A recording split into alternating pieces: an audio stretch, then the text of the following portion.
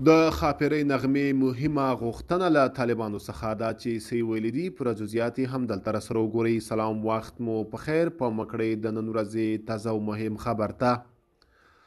سندرغاړې ښاپیرۍ نغمه په افغانستان کې د طالبانو لخوا پر افغان جنو او ښځو د محدودیتونو د لرې کولو په تړاو له یوې نوې سندرې سره.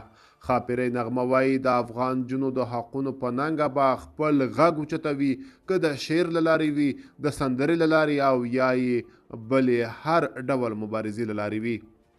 نوموړي وایي دا موضوع موږ ډیر ځوروي چې زموږ د نجونو پر مخ د ښوونځیو او پوهنتونونو دروازې تړل شوي دي، نو زه هم دوی سره د همغږۍ یم.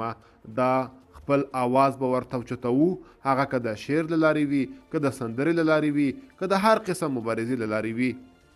نغمه وایي په دې توګه غواړي تر نړیوالو خپل غږ ورسوي چې د افغان جنو او ښځو د حقونو د غوښتلو په برخه کې له دوی سره همغږي شي. نوموړي له طالب چارواکو هم غواړي چې پر افغان جنو او ښځو ټول لګول شوي محدودیتونه لرې کړي. د نغمې لومړنۍ سندره چې نږدې 3 میاشتې مخکې د افغان جنو او ښځو د حقونو په ننګه وویله بې میوزیکه وه، خو دا سندره یې له موسیقۍ سره ویلې ده. نوموړي د خپلې د نوې سندرې په اړه وایي موسیقي په پیښور کې شوې، کمپوز د ماستر علي حیدر او شعر د هارون حکیمي دی.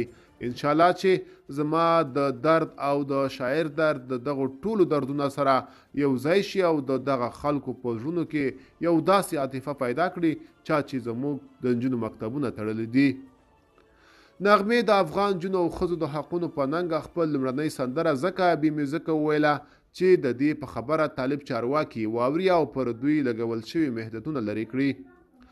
خو له دې سره سره چې خپیا ځلې له طالبانو ورته غوښتنه مطرح کوي، داسې ښکاري چې له دوی د ناهیلي شوي وي، نو ځکه له نړیوالو هم د ملاتړ او همغږي غوښتنه کوي.